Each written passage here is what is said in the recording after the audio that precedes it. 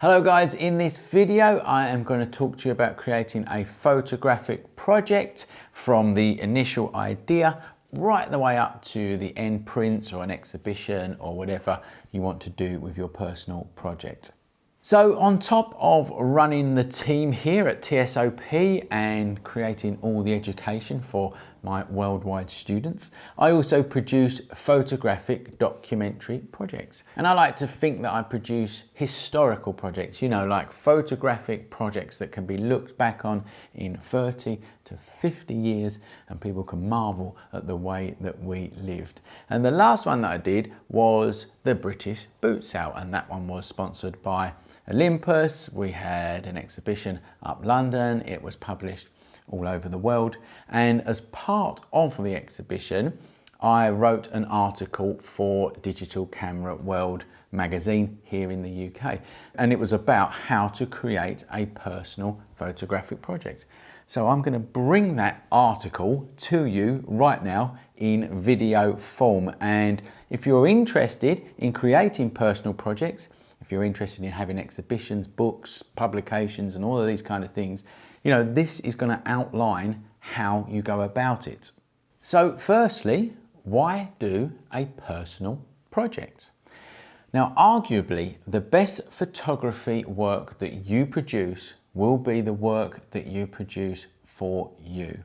It's where you have total creative freedom.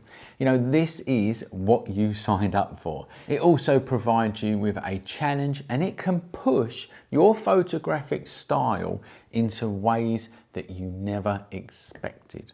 Plus, you've got no one to answer to, and it will keep you busy when the paid work slows down. So you have to start with an idea. So where do the ideas come from? Now, obviously, the idea needs to be personal to you. What is it that's important to you? And what do you want to tell the world? At the end of the project, you want someone to get the message. You want someone to see your story. You want them to be moved in some way. So what is that story? If you can answer that question, what story do you want to tell people? Then you will have your idea. Now, don't at this point think of a final result, all right? Or how you're going to produce the images. This will come later. And certainly don't think of an idea, then push it to one side because you think it will be too hard to create. You know, you will become your own barrier when it comes to personal projects. Now, your personal project needs to be challenging.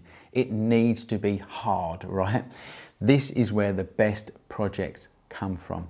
Also, no self-respecting photographer bottles it from their own ideas. The other thing to note here is that an initial idea normally develops into something different, and it takes you into even more exciting directions. So be flexible with your ideas and let them go off into different areas. You know, go with the flow.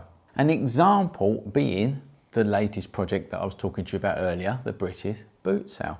I initially started that project because I thought that the British boot sale, which is it's uniquely British, by the way, so if you're watching this outside of the UK, you probably haven't got a clue what I'm talking about.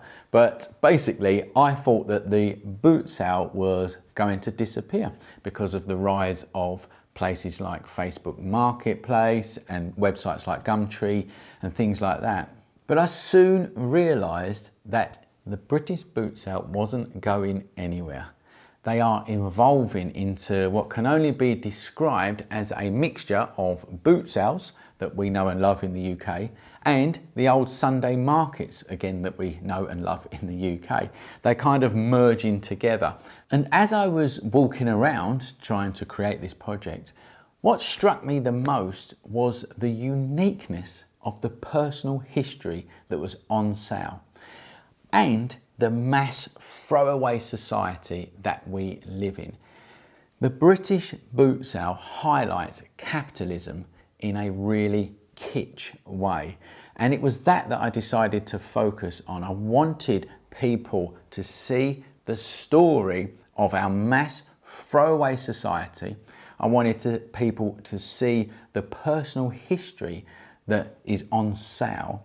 And I wanted to show it in a fun and kitsch way. I wanted to show it in a way where it doesn't quite hit you in the face straight away. It's pictures that you have to sit down, you have to think about it, and it's a project that you have to view as a whole. You know, individual pictures won't tell that story.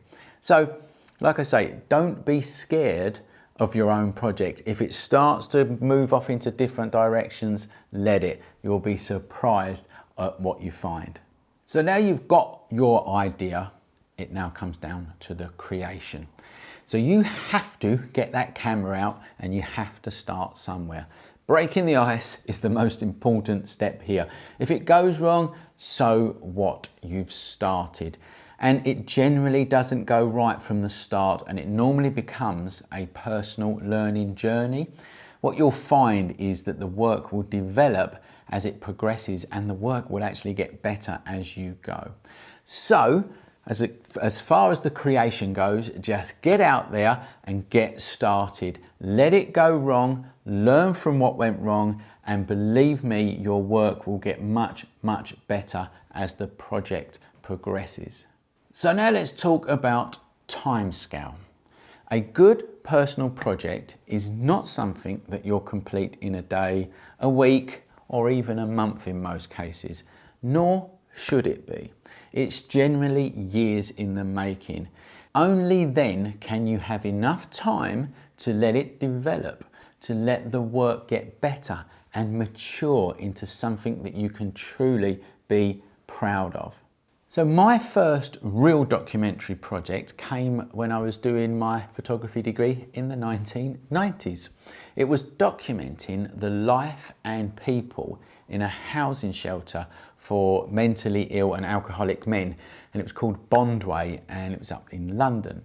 So I turned up on my first day to take photos, and I soon realised that no one was easy to photograph, or they even wanted to be photographed, and that was a really naive thing from me. You know, I was a young student. So what I decided at that point was to put the camera away, and I spent 6 months as a volunteer there. And whilst I was there, I got to know the place and I got to know the people in a much more personal way. Now after that, the residents let me take photos as if I was one of them, and they understood the story that I was trying to tell. And I got some really intimate shots showing the tragic lives of these men.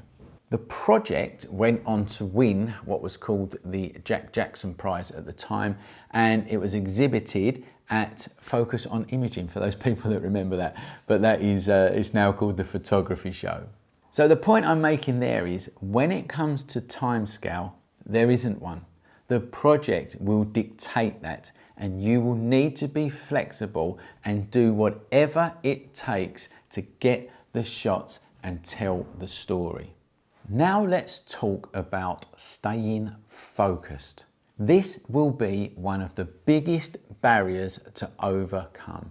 You know, life gets in the way, and it's very easy to think, why should I bother? You know, you're not getting paid for your personal project. And in many cases, no one is paying attention to what you are doing. And at times, the work that you are gonna produce is gonna be crap. All right, let's just be honest. Some is gonna be good, some isn't. The I'll do it next week attitude can kick in, and that week can turn into months and even years. Believe me, I have been there.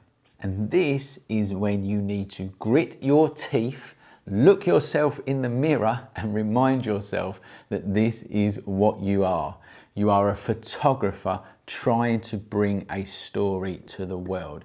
It's what keeps you alive. It's what keeps me alive. And if you are a passionate photographer and you're passionate about the story that you're trying to send out there, then picking up that project again should be no trouble at all. Don't worry what others think. Now this point is important. Your vision is yours, no one else's.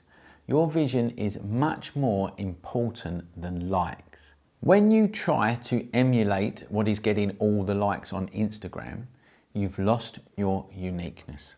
Yes, admire others' work, but don't try to emulate it. It's been done before.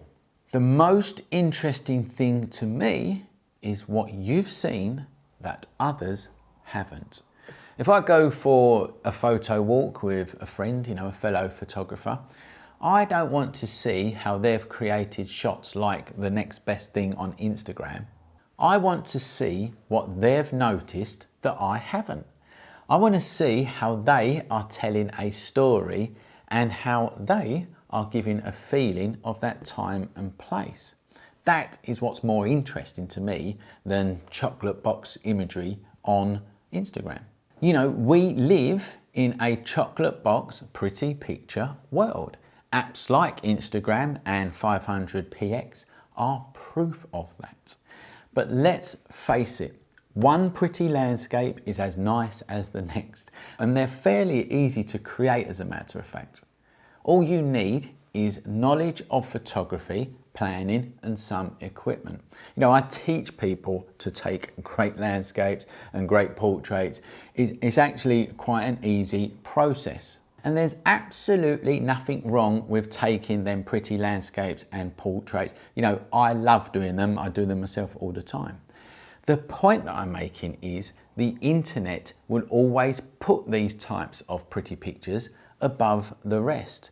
And that does not mean that they are better than your personal project. You might not be doing the pretty picture type of personal project. As an example, if I post one of my landscape shots to Instagram, it gets all sorts of wow emojis and clappy hand emojis and things like that, which I love and I'm very grateful for them. But if I post one of my documentary pictures, it gets very little likes at all.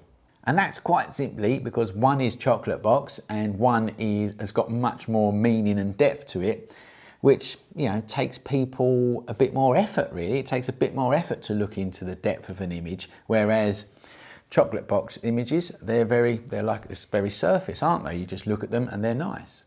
Now please remember that online it's a fast food photography world where people just want instant gratification.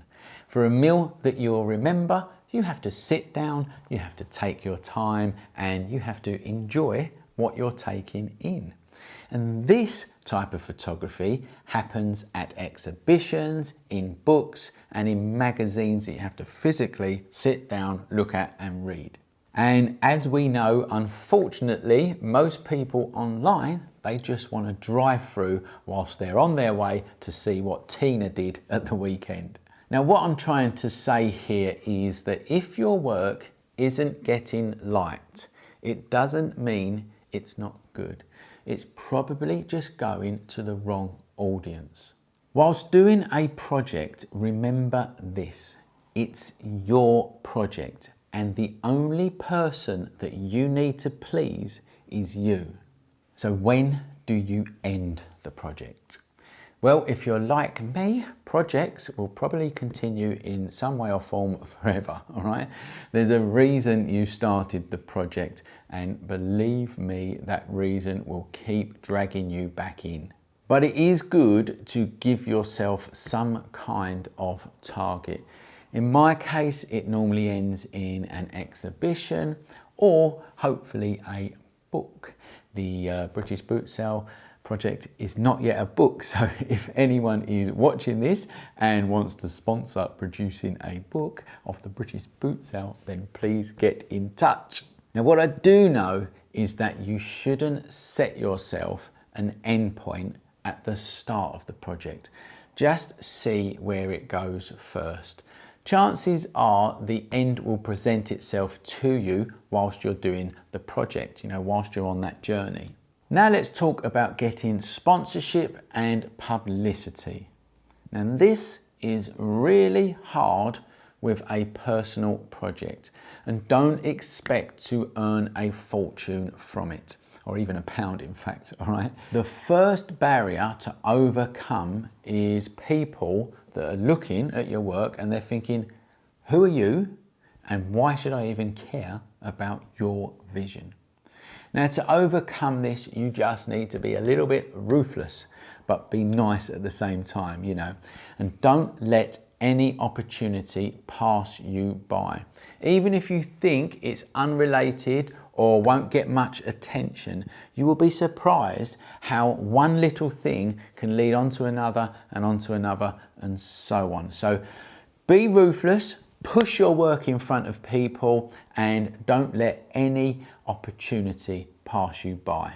You can start firstly by contacting local papers and smaller blog sites, as they are more likely to publish your work than, you know, the big names out there. Then, with this behind you, you can contact bigger magazines and bigger websites and photographic brands to see if they will publish your work or whether they'll sponsor you for an exhibition or a book, etc. Now, these places will ignore you at first, but remember, they are thinking, who are you and why should we care about your vision? So I'm just going to reiterate, be ruthless, but be nice, okay? And keep contacting them. Make them realize what they are missing. Now, one thing is for sure here, no one will come running to you. You need to put in the work, and then obviously you'll be rewarded, all right? If you're passionate about what you do, and it's a story that you think must be told, someone in the end will listen. And I, for one, am certainly looking forward to seeing your pictures and your story, okay? Now, if you've had experience of creating personal projects, if you have come across barriers yourself, please put them in the comments below and share it with our audience. You know, we run a lovely community here at the School of Photography and people help each other out. So in the comments below, write down your experience of trying to create a personal project, trying to get it published, you know, the barriers that you had to overcome and things like that. Whack it in the bottom in the comments. Other people and me would love to read them. So now you need to help us out. Firstly, if you want to learn photography properly, come over to the schoolofphotography.com where we teach you photography, Photoshop, Lightroom, studio lighting, and you know, many other things, and we teach it very professionally, very structured. Qualified teachers is what structure your education over at the School of Photography. We teach people all over the world. And lastly, share this video with your friends, like it, and of course, subscribe to our channel for more videos like this. Okay, so I hope to see you in the next video, and remember, learn more at the School of Photography.